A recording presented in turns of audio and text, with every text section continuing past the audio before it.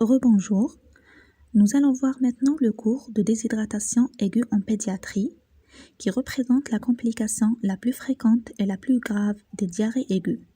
C'est un cours qui fait suite au cours de la diarrhée aiguë. Comme définition, on définit la déshydratation aiguë comme étant un état morbide en rapport avec une perte d'eau et ou des électrolytes par l'organisme. Il faut savoir que dans 90% des cas, elle est secondaire à une diarrhée aiguë. Il existe 3 types de déshydratation. Une déshydratation dite isonatrémique, où le taux de Na il est normal, le sodium. Une déshydratation dite hyponatrémique, où le taux de sodium il est effondré. Et une déshydratation dite hypernatrémique, où le taux de sodium il est élevé. Les intérêts de la question. Pourquoi on fait ce cours de déshydratation aiguë? Parce que c'est une pathologie qui est fréquente. Elle représente l'une des urgences pédiatriques les plus fréquentes. Parce que c'est une pathologie qui est grave. L'une des principales causes de mortalité infantile. Les étiologies de la déshydratation aiguë sont multiples, dominées dans notre pays par la diarrhée aiguë. La prévention, elle est possible, donc par l'utilisation large des SRO, c'est les sels de réhydratation par voie orale, et elle se fait selon l'application du Programme national de lutte contre les maladies diarrhéiques devant toute diarrhée aiguë, ainsi que l'éducation sanitaire des mères. Ces intérêts de la question vont définir les objectifs du cours. Bien sûr, pour un futur médecin, il faut savoir reconnaître une déshydratation aiguë et faire un diagnostic positif. Il faut savoir prendre en charge un enfant qui présente une déshydratation aiguë. Il faut savoir éviter les complications de la déshydratation aiguë. Et bien sûr, il faut savoir prévenir d'autres épisodes de déshydratation aiguë. Rappel physiologique. L'eau totale de l'organisme est répartie entre 2 grands compartiments. Le liquide intracellulaire, qui est représenté par l'eau à l'intérieur des cellules. Le liquide extracellulaire, dit eau facilement mobilisable, lui-même subdivisé en 2. Le volume plasmatique et le liquide interstitiel. Il faut savoir que chez l'enfant, le pourcentage du liquide extracellulaire est plus élevé que celui de l'adulte, ce qui explique sa grande susceptibilité à la déshydratation. Un autre point bien sûr, un enfant plus jeune ou bien un nourrisson ne peut pas réclamer ses besoins et donc ne peut pas demander davantage d'eau qui va compenser les différentes pertes. En raison des besoins de croissance, le bilan hydroélectrolytique doit toujours rester positif chez le nourrisson. La physiopathologie. Donc, il existe 3 types de déshydratation. Commençons par la déshydratation isonatrémique, dite isonatrémique. Donc, le taux du sodium, il est normal, en général 135-145 milliequivalents par litre. Donc, quels sont les mécanismes physiopathologiques? Les pertes de liquide se font toujours aux dépens du liquide extracellulaire. Dans la déshydratation isonatrémique, elles sont sous forme de liquide isotonique. C'est quoi liquide isotonique? C'est-à-dire la même quantité de l'eau perdue égale à la même quantité du sodium perdu. C'est-à-dire au niveau du liquide extracellulaire, on a perdu une quantité X d'eau qui est égale à la même quantité X du sodium. Donc, ici, la concentration de liquide extracellulaire n'est pas modifiée et elle est égale à la concentration de liquide intracellulaire, d'où les mouvements d'eau entre le milieu intracellulaire et extracellulaire sont nuls. Il n'y a aucun mouvement de liquide. Donc, si les pertes sont très importantes, ici on a un risque d'atteinte circulatoire avec perturbation de la régulation rénale. C'est-à-dire, au niveau de liquide extracellulaire, si on a une perte d'eau très importante, donc on a un risque d'atteinte circulatoire qui est bien sûr le choc hypovolémique. Lorsqu'on a un choc hypovolémique, on a une hypoperfusion rénale et comme conséquence, on a une insuffisance rénale fonctionnelle. Le deuxième type de déshydratation, c'est la déshydratation dite hypernatrémique. Pourquoi? Donc, lorsqu'on mesure le taux du sodium, il est élevé. Donc ici, les pertes aux dépens du liquide extracellulaire sont dites hypotoniques, c'est-à-dire on a une perte d'eau qui est supérieure à une perte du sodium. Donc le milieu extracellulaire devient plus concentré que le milieu intracellulaire et il va y avoir une sortie d'eau du milieu intracellulaire vers le milieu extracellulaire, d'où une déshydratation intracellulaire. Ici, par contre, les perturbations hémodynamiques sont minimes, à condition bien sûr que la prise en charge soit rapide. Le troisième type, c'est la déshydratation hyponatrémique. Hyponatrémique, c'est-à-dire on a un taux de sodium qui est effondré. Donc, on a une perte du sodium qui est plus importante que la perte d'eau. Dans le milieu extracellulaire, donc, on a une hypoconcentration car les pertes aux dépens de liquide extracellulaire sont hypertoniques, c'est-à-dire une perte plus importante du sodium par rapport à celle de l'eau. Donc, il va y avoir un mouvement d'eau entre les deux compartiments liquidiens avec deux conséquences. Une perte importante du liquide extracellulaire avec risque de collapsus sévère avec insuffisance rénale fonctionnelle et une hyperhydratation parce qu'il y a l'entrée de l'eau de l'extracellulaire vers l'intracellulaire. Donc, on a une hyperhydratation intracellulaire avec risque de troubles de la conscience, coma et sclérose. Le diagnostic positif, qui est le premier objectif du cours. Il faut savoir reconnaître un patient qui présente une déshydratation aiguë. Donc, le diagnostic positif, il est facile dans la déshydratation iso- et hyponatrémique. Pourquoi? Tout simplement parce que les signes de déshydratation sont très clairs. Il est par contre difficile dans la déshydratation hypernatrémique, d'où la symptomatologie qui peut être particulière. Quelles sont les circonstances de découverte de la déshydratation? Dans 90% des cas, elle survient après un épisode de diarrhée ou de vomissement mal pris en charge. Dans ce cas, le diagnostic, il est facile.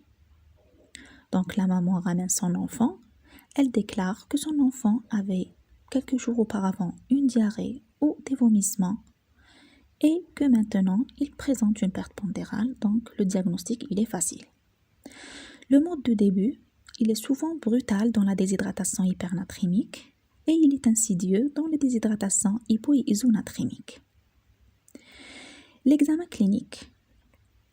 Le signe le plus important, comme on a déjà vu dans le cours des diarrhées, qui est le pourcentage de perte pondérale.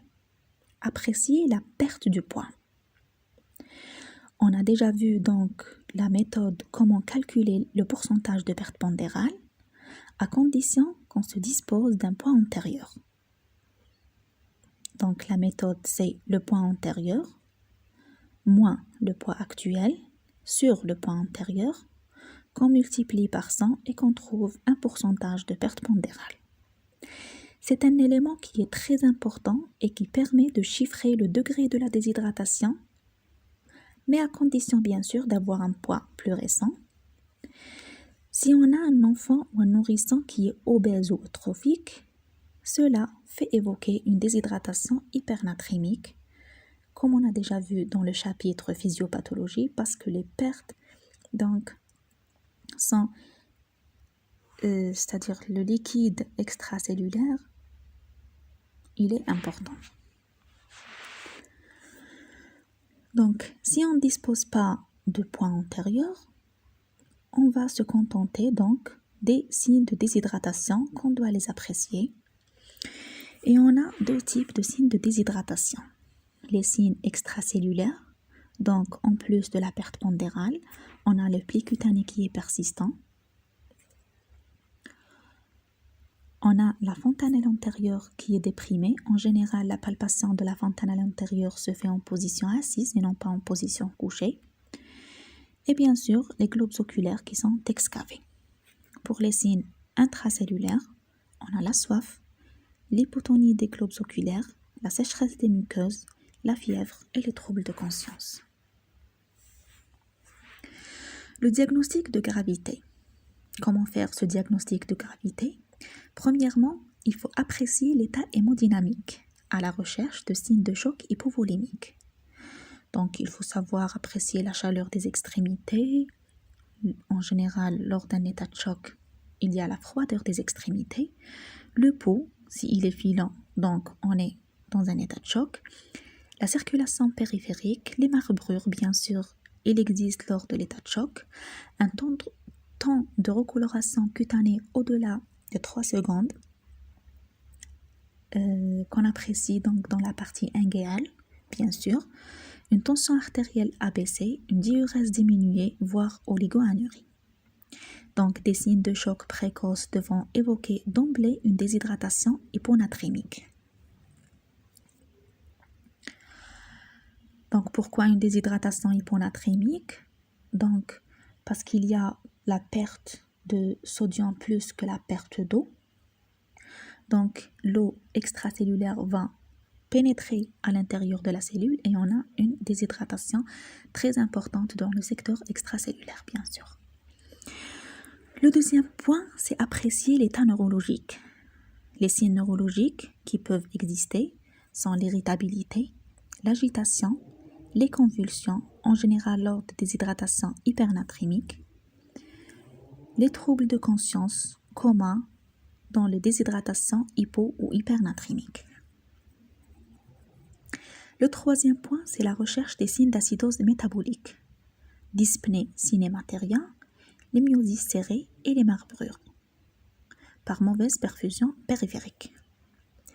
Évaluer le degré de la gravité de la déshydratation. Donc, comment savoir si cette déshydratation elle est sévère ou pas? On se basera soit sur le degré de perte pondérale, qu'on a déjà vu. Une déshydratation est dite légère lorsqu'on a un pourcentage de perte de poids moins de 5%. Une déshydratation, elle est dite modérée lorsque la perte de poids elle est entre 5 et 10%. Et elle est dite sévère lorsque la perte de poids elle est au-delà de 10%.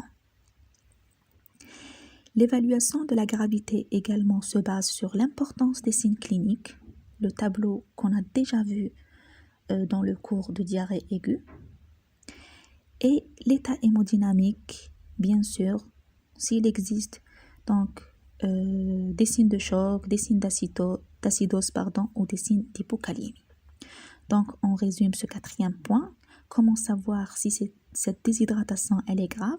Donc, si on a une perte pondérale qui est au-delà de 10%, si on a des signes cliniques donc de déshydratation sévère sur le tableau, ou bien si on a des signes bien sûr de gravité ou de complications.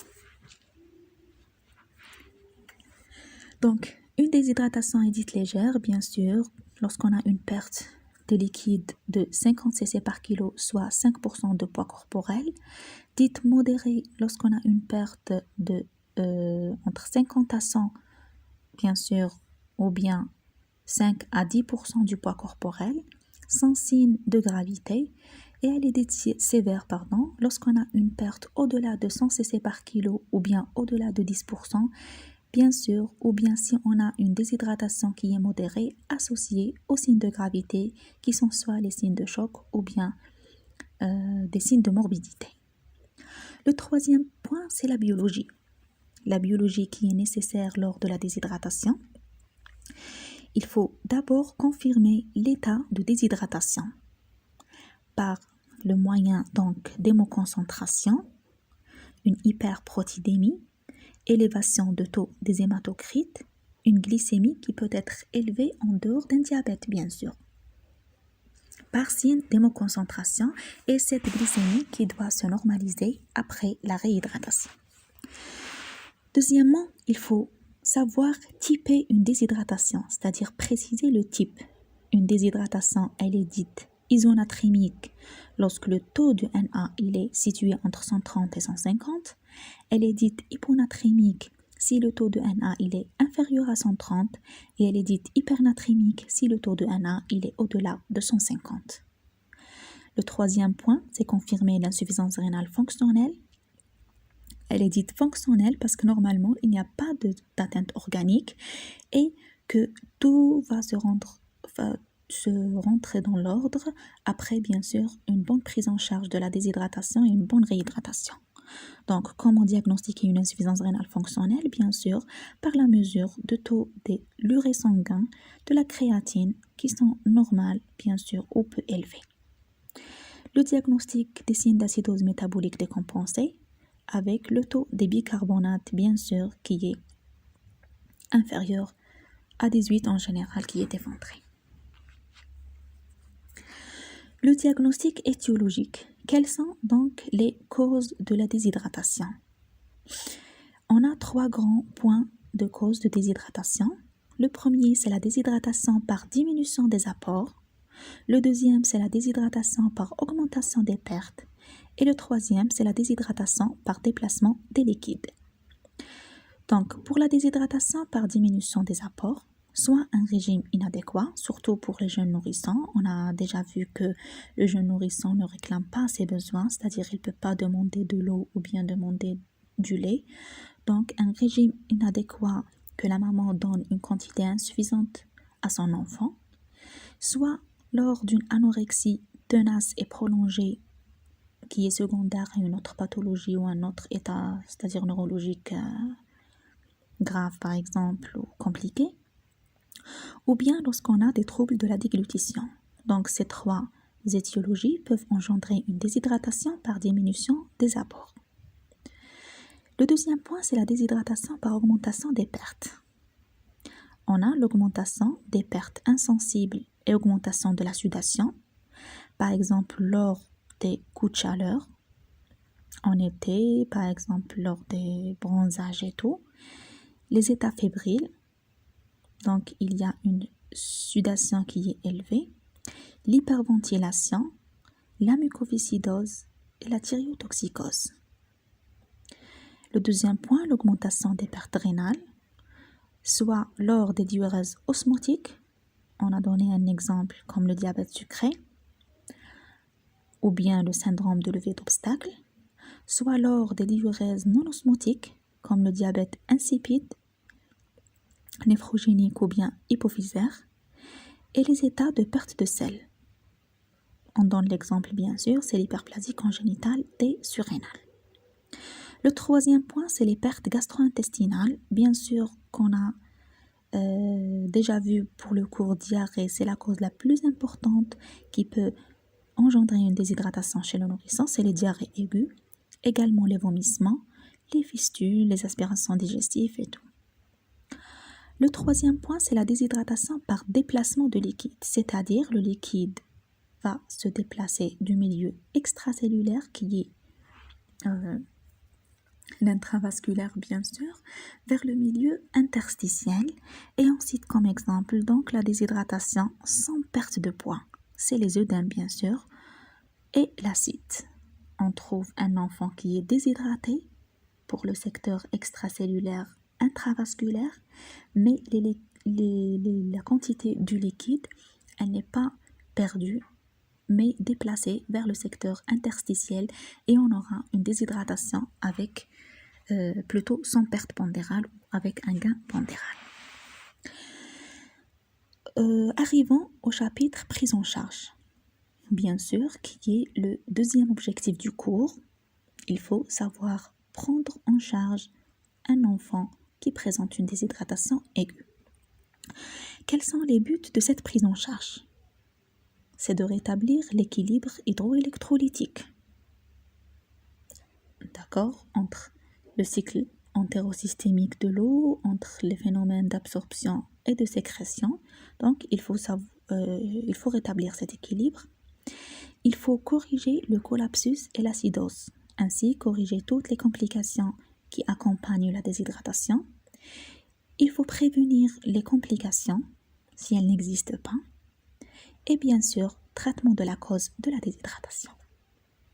Pour les moyens, on a les solutés de réhydratation par voie orale, SRO, d'où leur composition est expliquée donc dans le cours de diarrhée aiguë.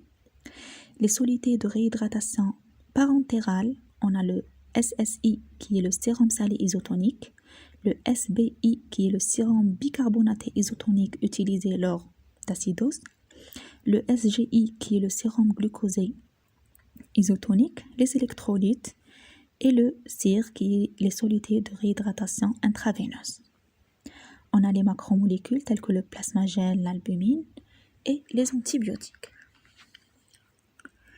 La conduite pratique du traitement. Le premier chapitre, on a le traitement symptomatique qui est la réhydratation. Bien sûr, la décision du type de la prise en charge dépend du degré de la déshydratation, c'est-à-dire le pourcentage de perte pondérale. On a une déshydratation inférieure à 10%, c'est-à-dire soit elle est minime, inférieure à 5%, soit elle est modérée, entre 5 et 10%, et bien sûr sans signe de gravité. On a déjà vu que lorsqu'une déshydratation modérée elle est associée avec des signes de gravité, elle est classée comme sévère. Donc, si on a une déshydratation inférieure à 10% sans signe de gravité, la prise en charge elle est en ambulatoire. Donc, soit à domicile si elle est inférieure à 5%, ou bien à l'hôpital du jour et continuer à domicile après les 4 heures et après donc une bonne évolution bien sûr. Donc cette prise en charge se fait par une réhydratation orale avec SRO, voire cours de diarrhée aiguë et bien sûr le régime diététique pour la diarrhée. Dans le deuxième cas, lorsqu'on a une déshydratation au-delà de 10%, soit une déshydratation sévère où le pourcentage de perte de poids il est supérieur à 10%, ou bien une déshydratation modérée associée avec des signes de gravité. Ici, la prise en charge se fait à l'hôpital, c'est-à-dire c'est l'indication de l'hospitalisation, et la réhydratation se fait par voie intraveineuse. Commençons par une mise en condition. Il faut mettre le malade en position de sécurité, libérer les voies aériennes supérieures par aspiration si nécessaire, placer un sachet collecteur des urines qui est très très important afin de surveiller également la diurèse, c'est-à-dire quantifier la diurèse et pratiquer une chimie des urines. Le monitoring des fonctions vitales de la fréquence cardiaque, de la fréquence respiratoire et de la tension artérielle afin de guetter par exemple un état de choc. Prise de 2 voies d'abord pour bilan réhydratation et bien sûr établir une feuille de surveillance horaire. Le schéma de réhydratation. Donc, selon le schéma national, il existe donc 3 phases. Il existe la prise en charge de la déshydratation isonatrémique, la prise en charge de la déshydratation hyponatrémique qui est identique à celle de l'isonatrémique avec ce qui est en plus la correction de l'hyponatrémie et bien sûr la prise en charge de la déshydratation hypernatrémique. Commençons par la déshydratation isonatrémique. Il existe 3 phases. La phase 1, c'est entre H0 et H2. H, c'est l'horaire, c'est-à-dire entre 0 heure et 2 heures. Elle consiste donc c'est la réparation de la moitié des pertes antérieures. On a défini la déshydratation sévère comme une perte liquidienne estimée à presque 100 cc par kilo. Donc, si on parle de réparation de la moitié des pertes, c'est-à-dire la moitié de 100 cc par kilo, c'est de 50 cc par kilo. Donc, on doit réparer cette perte de 50 cc par kilo entre le temps de H0 et H2. Donc, entre H0 minutes et 30 minutes, on donne 20 cc par kilo de sérum salé isotonique. En cas d'acidose métabolique sévère évoquée sur les signes cliniques, on peut utiliser le sérum bicarbonaté à la place du sérum salé. entre 30 minutes et H2, on donne les 30 cc par kilo de sérum salé isotonique. Ici, donc, les 20 cc par kilo plus les 30 cc par kilo égale 50 cc par kilo qui représente la moitié des pertes antérieures. Donc, faire le point à H2. La surveillance, il faut savoir que la surveillance, elle est très très importante en cas de prise en charge de déshydratation. Donc, faire le point à H2, il faut donc surveiller la reprise de la diurèse, si le malade il a uriné ou pas. Donc, la reprise de la diurèse, c'est un signe très important d'une bonne réhydratation ou bien d'une réhydratation qui est efficace. Faire un lab Stix, qui est une chimie des urines, bien sûr, et une densité urinaire. Ici, on fait le lab Stix afin de guetter, par exemple, les anomalies d'un diabète, par exemple, la glucosurie, l'acétonurie et tout. Donc, si on n'a pas de reprise de la diurèse, donc peut-être que la réhydratation n'est pas efficace, c'est-à-dire, par exemple, l'abord ou bien la perfusion n'est pas passée correctement. Donc, il faut vérifier pour guetter les causes. Donc, s'il n'y a pas de cause, on peut ajouter 10 à 20 cc par kilo de sérum salé isotonique. Normalement, la diurèse doit reprendre après cet ajustement. Si toujours pas de diurèse, bien sûr, donc on doit suspecter une insuffisance rénale organique. Passons à la phase 2, qui est entre H2 et H24. Cette phase également, elle est divisée en deux parties, entre H2 et H6. C'est la réparation de l'autre moitié des pertes antérieures, c'est-à-dire les 50 cc par kilo qui restent.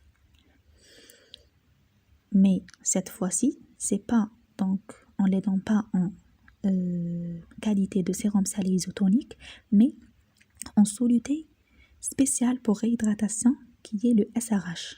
Ce SRH, il est composé de sérum glucosé à 5%, 1 litre, 3 g de NaCl, 2 g de KCl, 1 g de gluconate de calcium et 0,5 g de chlorure de magnésium. Ils sont appelés donc les solutés de réhydratation par voie intraveineuse. Toujours faire le point à H6. Donc la surveillance, elle doit se faire toujours à la fin de chaque phase. À H6, on doit peser l'enfant, donc pour voir si l'enfant donc il a gagné du poids, qui est le deuxième élément d'une réhydratation efficace. Il faut voir l'état d'hydratation qui doit être satisfaisant, apprécier les pertes en cours. Les pertes en cours, c'est par exemple l'enfant continue à faire des diarrhées. Il faut les apprécier, ces pertes en cours, afin de les compenser par la suite. Donc, entre H6 et H24, la deuxième phase de la phase 2, donc on doit donner les besoins d'entretien plus les pertes en cours. Les besoins d'entretien sont donnés sous forme d'une ration de base à raison de 100 cc par kilo, toujours de soluté de réhydratation par voie intraveineuse, plus les pertes en cours. Donc, ces pertes en cours seront données sous forme de SRO par voie orale, selon les pertes, ou bien IV si la voie orale, bien sûr, elle est impossible. Donc, comment apprécier ces pertes en cours? Donc, si l'enfant présente inférieur à 6 selles par jour, ces pertes en cours sont estimées à 25 cc par kilo. Si il fait entre 6 à 10 selles par jour, ils sont estimés à 50 cc par kilo. Et s'il continue à faire plus de 10 selles par jour, donc on donne 75 cc par kilo. Si les nombres de selles ne peut pas être calculés, on donne d'emblée les pertes en cours sous forme de SRO ou bien de SRH, c'est-à-dire les solutés de réhydratation par voie intraveineuse. On donne d'emblée la quantité de 75 cc par kilo. Toujours faire le point à la fin de chaque phase, donc après H24, le point doit se faire également sur le gain pondéral, l'état d'hydratation et estimer toujours les pertes en cours. Et un examen biologique, c'est faire une fonction rénale si, bien sûr, la première fonction rénale était perturbée. Donc, la phase 3, c'est au-delà de 24 heures, c'est-à-dire et les jours suivants. Donc, on commence une réalimentation lactée rapidement progressive, bien sûr, et bien sûr poursuivre la réhydratation par l'intermédiaire des SRO, donc par voie orale. Donc, si on essaye de résumer cette prise en charge de la déshydratation isonatrémique, on a la phase 1, c'est la réparation de la moitié des pertes antérieures, c'est-à-dire 50 cc par kilo. La phase 2, c'est la réparation de l'autre moitié, c'est-à-dire les 50 cc par kilo qui restent, avec faire donc les besoins d'entretien qui est une ration de base, avec une correction des pertes en cours sous forme SRO si la voie orale elle est c'est-à-dire possible. La phase 3, donc c'est continuer la réhydratation sous forme SRO par voie orale. Pour le deuxième type de déshydratation, c'est la déshydratation hyponatrémique. Donc,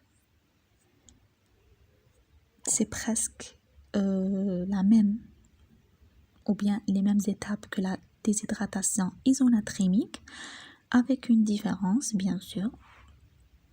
Ici, donc, pour la phase 2, entre H2 et H6, ici, en plus de la réparation de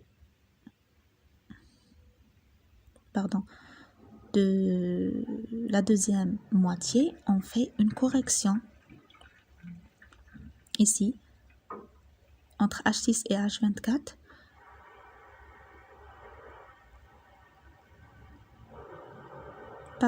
Ici, entre H2 et H6, on donne une correction de la natrémie, donc sous forme de chlorure de Na à 10% selon cette formule. Donc, comment calculer la quantité du sodium à administrer? Donc, on fait 135, qui est la valeur normale de la natrémie, moins la natrémie du malade, bien sûr exprimée en milli-équivalent par litre, qu'on multiplie fois 0,3 et qu'on multiplie fois le poids de l'enfant. On trouve ici donc la quantité du sodium à administrer afin de corriger l'hyponatrémie. Sinon, le reste, c'est la même chose comme donc la déshydratation isonatrémique. Passons maintenant à la déshydratation hypernatrémique. Donc, dans la déshydratation hypernatrémique, il faut éviter la chute brusque de la natrémie, qui ne doit pas dépasser les 10 à 15 milli-équivalents par litre par jour. Donc, afin d'éviter les complications et surtout l'œdème cérébral. Donc, la réparation des pertes antérieures se fait sur 48 heures au lieu de 6 heures. On a également deux phases importantes. La première phase, c'est en cas d'état de choc. Donc, ici, c'est la situation, elle est critique. Donc, la phase 1, entre H0 et H2, on donne donc la moitié de la moitié des pertes, c'est-à-dire 20 cc par kilo d'une soluté. Ici, les solutés données sont sous forme de moitié sérum salé isotonique et moitié sérum glucosé isotonique ou bien albumine. Donc, faire le point à H2 par l'amélioration de l'état hémodynamique, la reprise de la diurèse, faire un lapstick et une densité urinaire. La phase 2, donc ici, elle est entre H2 et H48 au lieu de H2 et H6. Donc, elle est divisée en deux parties. Entre H2 et H24, c'est la réparation de la moitié des pertes antérieures, plus besoin d'entretien. La moitié des pertes qui est 20 à 30 cc, le reste de la moitié des pertes, plus un besoin d'entretien, comme on a déjà vu, qui est sous forme de ration de base à 10 cc par kilo. Ici, donc, la première phase, on a donné les solutés sous forme moitié-moitié, donc moitié sérum salé, moitié sérum glucosé. Ici, on donne un quart sérum salé et 3/4 sérum glucosé et avec une correction de l'hypokaliémie. Ici, on donne 20 mg par litre de KCl plus donc le gluconate de calcium à 2 mg par kilo. À H6, il faut apprécier les pertes en cours, toujours données sous forme de SRO selon donc les pertes en cours ou bien par voie IV si la voie orale est impossible. Faire le point à H24 bien sûr par l'estimation du gain pondéral d'état d'hydratation et bien sûr la natrémie parce qu'on a une hypernatrémie donc on doit faire un ionogramme. Entre H24 et H48, réparation de la deuxième moitié des pertes antérieures donc qui est 50 cc par kilo, plus toujours besoin d'entretien selon les solutés 1/4 et 3/4. Donc ici, ce qui fait la différence entre la déshydratation natrémique, ici donc c'est une réhydratation étalée sur 48 heures, donc afin de diminution de la natrémie, donc d'une façon progressive pour éviter les complications, entre autres l'œdème cérébral. Pour la phase 3, c'est H48 et les jours suivants. Bien sûr, c'est la même, c'est la réalimentation lactée rapidement progressive et poursuite de la réhydratation orale si nécessaire à l'aide des SRO. Donc, en cas d'absence d'état de choc, la réhydratation également se fait sur 48, mais maintenant, donc sous cette formule, entre H0 et H24, c'est la réparation de la moitié des pertes 150 cc par kilo, c'est-à-dire c'est la réparation de la moitié des pertes plus les besoins d'entretien. Donc 50 plus 100, c'est les 150 cc par kilo de soluté. 1/4 toujours sérum salé isotonique, 3/4 sérum glucosé, plus le KCl, plus le calcium. Et entre H24 et H48, réparation bien sûr de l'autre moitié plus besoin d'entretien, c'est les 150 cc par kilo également la deuxième journée. L'évaluation clinique donc se fait à H2, H6, H12, H24 et H48 comme on a déjà vu à la fin de chaque phase. L'évaluation également biologique, un ionogramme et un bilan rénal à H12, H24 et H48. Tout ça donc c'est le traitement symptomatique de la déshydratation. On associe bien sûr le traitement étiologique. Quel que soit le type de déshydratation, il faut traiter la cause. Donc, on ne va pas détailler ici la cause parce que le but de ce cours, c'est de prendre en charge une déshydratation aiguë. L'évolution et les complications. Donc, c'est le troisième objectif de ce cours, c'est éviter les complications ou bien si elles existent, les traiter. Les complications rénales surviennent à la suite d'un collapsus sévère et prolongé. Donc, lorsqu'on a un collapsus sévère, donc c'est un état de choc hypovolémique, donc une hypoperfusion rénale et c'est l'insuffisance rénale fonctionnelle. Donc, elle se manifeste cliniquement par une oligoanurie, soit une oligurie, c'est-à-dire la diminution de la diurèse, ou bien anurie, c'est l'absence de la diurèse, qui est persistante malgré une réhydratation. Donc, si l'insuffisance rénale fonctionnelle persiste, ici, on doit parler d'une atteinte organique par nécrose, bien sûr, si la déshydratation se prolonge et la prise en charge, elle est retardée. Donc, cette insuffisance rénale organique, elle est diagnostiquée par la présence d'hématurie, de protéinurie, de gros reins à la palpation.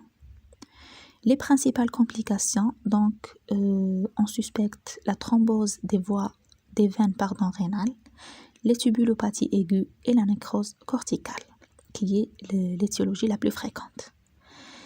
Deuxième type de complications, ce sont les complications neurologiques. L'expression clinique, c'est des convulsions. Les causes, soit par des hypocalcémies, une hyperhydratation cellulaire avec œdème cérébral, c'est pour ça lors de l'hypernatrémie, on doit donc réhydrater d'une manière prolongée, c'est-à-dire un schéma étalé. Une réhydratation rapide avec chute brutale de la natrémie. Donc, si on a des convulsions prolongées sans cause métabolique, donc recherchez une thrombose veineuse intracrânienne ou bien un hématome sous-dural, d'où l'intérêt de faire l'ETF qui est l'écho transfontanel pour un nourrisson ou bien un scanner cérébral. L'évolution en général pour les complications neurologiques en dehors des complications métaboliques, c'est-à-dire l'hypocalcémie ou bien l'hypernatrémie, donc c'est une évolution qui est tragédique par la mortalité, par les simples retard d'acquisition ou bien déficience mentale ou bien une commercialité. La prévention, qui est un chapitre qui est très important et qui représente le 4e objectif de ce cours. Donc, on a 3 types de prévention également. Une prévention est dite primaire, c'est-à-dire c'est la prévention de l'épisode de diarrhée. Ici, se fait par l'encouragement de l'allaitement maternel, l'amélioration, c'est-à-dire c'est la prévention de la survenue de la diarrhée. Donc, encourager l'allaitement maternel, parce que le lait maternel contient donc des anticorps qui va, c'est-à-dire prévenir l'enfant contre les infections et tout. Donc, amélioration des conditions d'hygiène individuelle par le lavage des mains pour la maman, stérilisation des biberons et bien sûr l'hygiène collective par l'eau potable. Et le contrôle diététique du nourrisson. Tous donc ces mécanismes vont prévenir la survenue des diarrhées aiguës. C'est ce qu'on appelle la prévention primaire. La prévention secondaire, c'est la prévention. Donc le malade, il est là, il présente des diarrhées, mais on doit prévenir l'installation de la déshydratation. C'est ce qu'on appelle la prévention secondaire. Comment prévenir la déshydratation? C'est par la bonne prise en charge des diarrhées, par l'utilisation large des SRO, le régime diététique adéquat et bien sûr l'éducation sanitaire des mères. La prévention tertiaire, donc le malade il est là, il a fait ses diarrhées, il a fait donc la déshydratation aiguë, mais on doit prévenir les complications de cette déshydratation aiguë. Par quel biais? Donc par le biais de réhydratation bien faite selon le programme national de lutte contre les maladies diarrhéiques. Donc, comme conclusion, il faut savoir que la déshydratation est une urgence pédiatrique fréquente. Donc, elle est secondaire à une diarrhée aiguë dans 90% des cas, dont la prise en charge repose sur la réhydratation bien conduite permettant de diminuer la mortalité et la morbidité. Mais le meilleur traitement reste bien sûr la prévention. À la fin de ce cours, je voulais vous rappeler juste pour les objectifs de ce cours. Donc, pour un futur médecin, le premier objectif pour le cours de déshydratation, c'est de savoir poser le diagnostic d'une déshydratation, reconnaître cette déshydratation, savoir la typer, c'est-à-dire iso, hypo ou hypernatrémique, et savoir diagnostiquer la sévérité, déshydratation légère, modérée ou sévère. Le deuxième objectif, c'est quoi? C'est prendre en charge cette déshydratation, bien sûr, par l'intermédiaire de l'application de programme national de lutte contre les maladies diarrhéiques. Le plan C, parce que le plan A et B, c'est pour les diarrhées aiguës. Le troisième objectif, c'est quoi? C'est guetter les complications. Si elles existent, les traiter. Si elles n'existent pas, les prévenir. Donc, bien sûr, par reconnaître les complications d'une déshydratation et les bien prendre en charge. Et le quatrième objectif, bien sûr, c'est le chapitre prévention, c'est savoir prévenir une diarrhée aiguë, la survenue de diarrhée aiguë, et c'est ce qu'on appelle la prévention primaire. Savoir prévenir l'installation de déshydratation, c'est ce qu'on appelle donc la prévention secondaire, surtout par l'administration des SRO qui est le point le plus important. Et bien sûr, la prévention tertiaire, c'est savoir guetter et prendre en charge les complications de la déshydratation. Je vous remercie et bien sûr, je reste à votre disposition s'il existe des questions ou bien des lacunes pour ce cours. Et merci pour votre attention et bon courage.